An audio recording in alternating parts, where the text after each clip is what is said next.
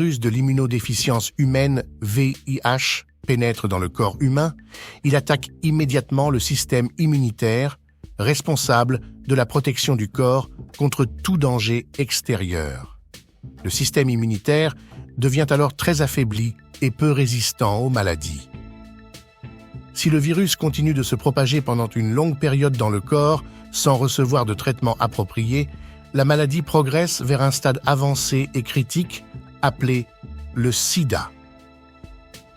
En ce qui concerne la transmission de la maladie, le VIH se transmet par le sang de différentes manières, telles que le partage d'aiguilles entre plusieurs personnes, ce qui est courant parmi les toxicomanes, ou à travers des objets tranchants tels que les lames de rasoir qui peuvent facilement transférer des gouttes de sang d'une personne à une autre, tout comme les brosses à dents.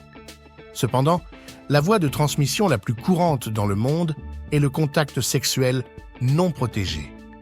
Une personne en bonne santé peut attraper le virus par un rapport sexuel non protégé avec une personne malade.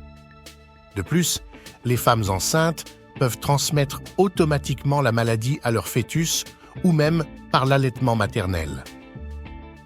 À ce jour, il n'existe pas de traitement curatif pour le sida, mais il existe un traitement antirétroviral qui entrave les étapes de la multiplication du VIH, réduisant ainsi la propagation du virus dans le corps, ce qui améliore considérablement la qualité de vie des personnes infectées.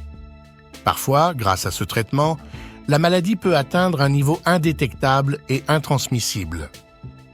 Selon l'organisation HIV.gov en 2022, il y avait environ 37,5 millions de personnes vivant avec le sida dans le monde et environ 630 000 personnes sont décédées de la maladie la même année.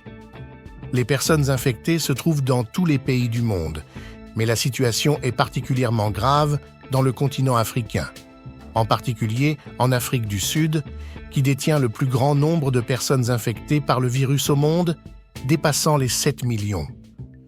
Dans le pays voisin, le Eswatini, le taux d'infection est le plus élevé au monde, dépassant les 27% des adultes. Et le plus inquiétant est que de nombreuses personnes infectées ne reçoivent aucun traitement ou ne savent même pas qu'elles portent le virus.